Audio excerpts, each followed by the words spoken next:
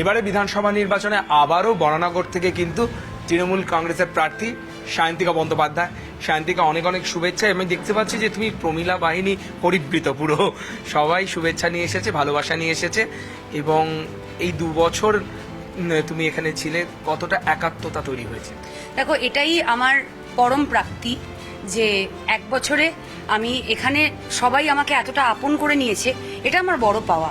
এবং তুমি আজকে এখানে যেখানে আমার ইন্টারভিউটা করছো মানুষদা, এইখানটাতেই আমি 2024-এর উপনির্বাচনে যখন আমি ফার্স্ট প্রার্থী ডিক্লেয়ার হলাম, আমি এখানেই এসেছিলাম এবং এদের সবার সাথে ফার্স্ট টাইম আমার আলাপ হয়েছিল। তো এটা পুরো মানে ওই হয় না, মানে ফ্ল্যাশব্যাক মনে পড়ে যাচ্ছে। সেম জিনিস, প্রার্থী ঘোষণা হলে আমি আগে পুজো দিতে গেছিলাম বড় মায়ের ওখানে। পুজো দিয়ে আমি পার্টি অফিসে কর্মীদের সাথে দেখা করেছি, নিয়ে এখন আমরা প্ল্যানিংয়ে বসেছি একদমই। আর যেহেতু তুমি অনেকটা কম সময় পেয়েছো, হয়তো অনেক কাজ করা বাকি রয়েছে, আর সেগুলো নিয়ে তো অবশ্যই ভবিষ্যতে প্ল্যান থাকবে। এবং কি কি প্রত্যাশা এবং কর্মসূচি এবং কি কি আশা নিয়ে তুমি এবার জনগণের দুয়ারে যাবে? কারণ 2 বছর আগে তো উপনির্বাচন ছিল, সেই বিষয়টা স্ট্র্যাটেজি আলাদা ছিল, এবছর কিন্তু স্ট্র্যাটেজি আলাদা। না, আমি ডিসএগ্রি করছি। আমাদের স্ট্র্যাটেজি সেম, আমাদের স্ট্র্যাটেজি উন্নয়ন। মমতা ব্যানার্জির উন্নয়ন আমাদের স্ট্র্যাটেজি, সেটা উপনির্বাচন হোক, নির্বাচন হোক, লোকসভা হোক, যাই হোক। আমি 2024-এ এসেও আমি উন্নয়নের কথা বলেছিলাম, মমতা বন্দ্যোপাধ্যায়ের উন্নয়নের কথা তুলে ধরেছিলাম। এইবারে বিধানসভাতেও উন্নয়নের কথাই তুলে ধরবো। এটা ঠিক কথা মানুষরা, যে আমি একটা ফুল টার্ম পাইনি।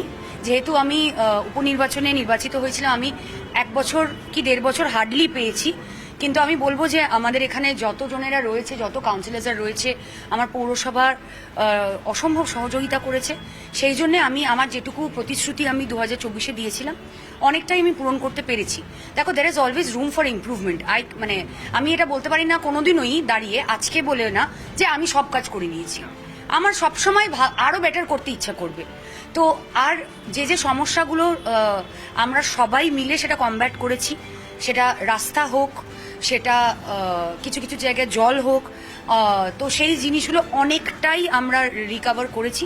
এবং আমাদের যা প্ল্যানিং আছে, আমরা তো এই এখন প্রচারের জন্য বেরোবো নতুন করে তো না। আমি গত পরশুদিনও আমরা পাড়া বৈঠক করেছি, ঠিক আছে? তো আমাদের প্রত্যেকটা ওয়ার্ড ভিত্তিক পাড়া বৈঠক এমনিই চলছিল, সেটা কোনো নির্বাচনের জন্য না, সেটা রেগুলার। হ্যাঁ, আমি আমার টার্মে আমি আমার কাজ করে গেছি।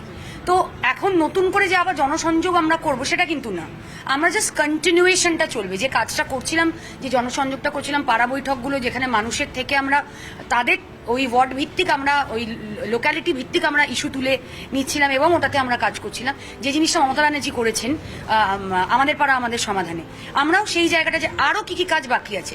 তো আমাদের স্ট্র্যাটেজি এই হবে, উন্নয়নটা আমাদের স্ট্র্যাটেজি। তবে একটা জিনিস কিন্তু এক রয়ে গেছে, তোমার বিরোধী এবারও সজল ঘোষ বিজেপির থেকে, তাকে কি বার্তা দেবে?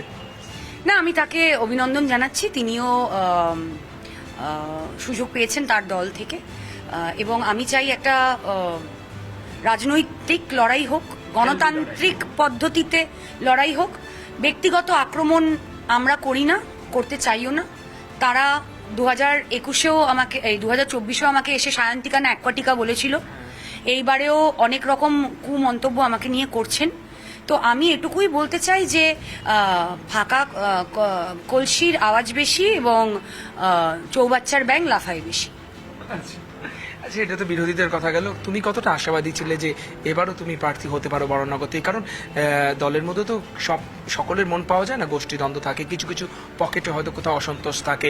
অনেকেই ভেবেছিলেন যে এবার হয়তো তুমি অন্য কেন্দ্র থেকে দাঁড়াতে পারো, সেই বিষয়ে কতটা আশাবাদী ছিলে? অনেকে কি ভেবেছিল সেটা নিয়ে তো আমরা কেউই কনসার্ন না। দল কি ভাবছে সেটা আমাদের কাছে ইম্পর্টেন্ট। আমি ইলেকশন ডিক্লেয়ার হওয়ার পরের দিন পর্যন্তও আমি বিধায়ক হিসেবে আমার কাজ করে গেছি। তারপরে দল ঠিক করবেন যে কে প্রার্থী হবে, কে না হবে। আমি আমার টার্মে, আমার এমএলএ শিপে আমি যতটা সম্ভব কাজ করা, যেহেতু আমি কম টাইম পেয়েছিলাম, তো আমার কাছে একদিনও মনে হচ্ছিল এটাকে ফুল ইউটিলাইজ করতে হবে, তো আমি করে গেছি। দল যাকে মনোনীত করবেন, আমাদের বরানগরের তৃণমূল কংগ্রেস, তারা প্রত্যেকে ভীষণ পলিটিক্যাল। আমাদের বরানগরে এই গোষ্ঠীদ্বন্দ্ব বলে কিছু নেই। এখানে মমতা বন্দ্যোপাধ্যায় যাকে প্রার্থী করে পাঠাবেন প্রত্যেকে ঝাঁপিয়ে পড়বে তার জন্য এবং তাকে জেতাবে, সেটাই হয়েছে। এর আগেও তৃণমূল কংগ্রেসের প্রার্থী জিতেছে, লোকসভাতেও আমাদের সৌগত দা জিতে আসছেন এত বছর ধরে। আমি নতুন একজন প্রার্থী হয়ে বরানগরের জন্য 2024-এ আমাকে তো এরাই জিতিয়েছে। তো এখানে ওই কনসেপ্টটাই নেই, কোথাওই নেই। একটা বড়, আমাদের তো তৃণমূল কংগ্রেসের পরিবারটা একটা অনেক বড় পরিবার, তো অবশ্যই যারা পুরনো দিনের কর্মী তাদের মনে প্রত্যাশা থাকতেই পারে, সেটা দল বিচার করবে, দল বিবেচনা করবে। আমি সেই বিষয়ে কমেন্ট করার কেউ না। আর তুমি তো বাঁকুড়াতেও যখন হেরেছিলে কিন্তু মাটি আঁকড়ে পড়েছিলে, সেই জোরটাই সেই বলটাই কি আজকে সায়ন্তিকা ব্যানার্জি এই বরানগরে এমএলএ করে তুলেছে? আমি বলবো যে আমার যে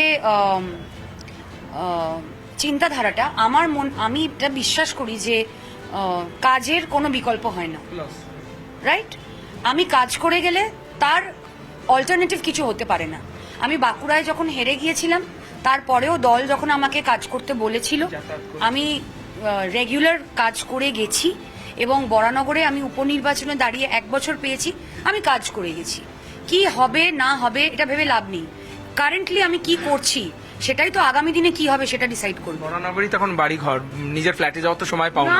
আমি এখানেই রয়েছি, এবং এসআইআর এর মতো একটা একদম ডিফিকাল্ট একটা জিনিস চলেছে, সেখানে মানুষের পাশে দাঁড়ানোটা আমাদের জন্য খুব প্রয়োজন ছিল। এবং বাংলায় প্রত্যেকটা জায়গায় প্রান্তিক তৃণমূল কংগ্রেসের প্রত্যেকটা কর্মী বুথ কর্মী থেকে সবাই এসআইআর এ ঝাঁপিয়ে পড়ে রাস্তায় ছিল। 3 মাস এখানে যতজনকে দেখছো সবাই কাউন্সিলর থেকে শুরু করে ওয়ার্ড প্রেসিডেন্ট থেকে শুরু করে প্রত্যেকে 3 মাস ওই ক্যাম্পে রাত 11টা 12টা অব্দি কাটিয়েছে হিয়ারিং লাইন। এটা আমার নিজের চোখে দেখা, ঠিক আছে? এটা কেউ বলার জন্য বলছি না। তো আশা রাখছি অন্যান্য জায়গায়ও এরকমভাবেই কাজ করেছে সবাই। তো আমরা ঐক্যবদ্ধভাবে মমতা বন্দ্যোপাধ্যায়, এই ইলেকশনটা মমতা বন্দ্যোপাধ্যায়ের ইলেকশন, মমতা বন্দ্যোপাধ্যায় সিম্বলের ইলেকশন, তার মুখ্যমন্ত্রী হওয়ার ইলেকশন, মা মাটি মানুষের সরকারের ইলেকশন।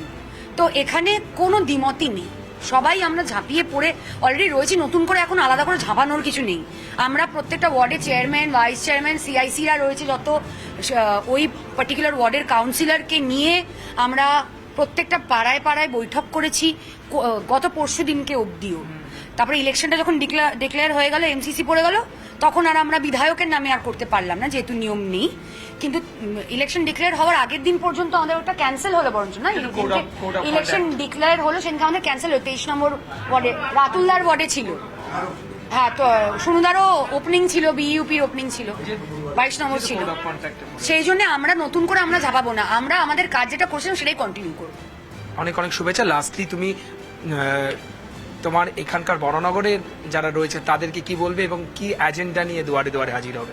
অবশ্যই আবারও বলবো যে আমি কৃতজ্ঞ বরানগরবাসীর কাছে যে তারা আমাকে, আমার উপরে ভরসা রেখেছেন। আমার থেকেও বেশি তাদের ভরসা মমতা বন্দ্যোপাধ্যায়ের উপরে। তারা তৃণমূল কংগ্রেসকে ভরসা করেছে, তারা মামাটি মানুষকে ভরসা করেছে। আমি তো একটা সূত্র মাত্র। তো সেই ক্ষেত্রে আমি সবার কাছে, বরানগরবাসীর কাছে আমি কৃতজ্ঞতা জানাবো, এবং আমি হাত জোর করে আমি সবার কাছে প্রার্থনা করব যে আপনাদের আশা ভরসা, 1.5 বছরে আমি আপনাদের পাশে থাকার চেষ্টা করেছি যতটা সম্ভব। আপনাদের আশা ভরসা আমি জানি আপনারা আমার উপরে রেখেছেন, আগামী দিনেও রাখবেন। অনেক কাজ করতে হবে সবাইকে নিয়ে, আমরা বরানগরের জন্য অনেক কাজ করবো একসাথে মিলে। অনেক অনেক ধন্যবাদ সায়ন্তিকা। তাহলে সায়ন্তিকা যেটা বলছিলেন যে অসম্পূর্ণ কাজগুলো রয়ে গেছে, জয়যুক্ত হয়ে ফিরে এসে আবার সেই সমস্ত কাজগুলো তিনি সম্পূর্ণ করবেন। ক্যামেরায় সঞ্জয় মণ্ডলের সঙ্গে মানস বসা, নিউজ 18 বাংলা।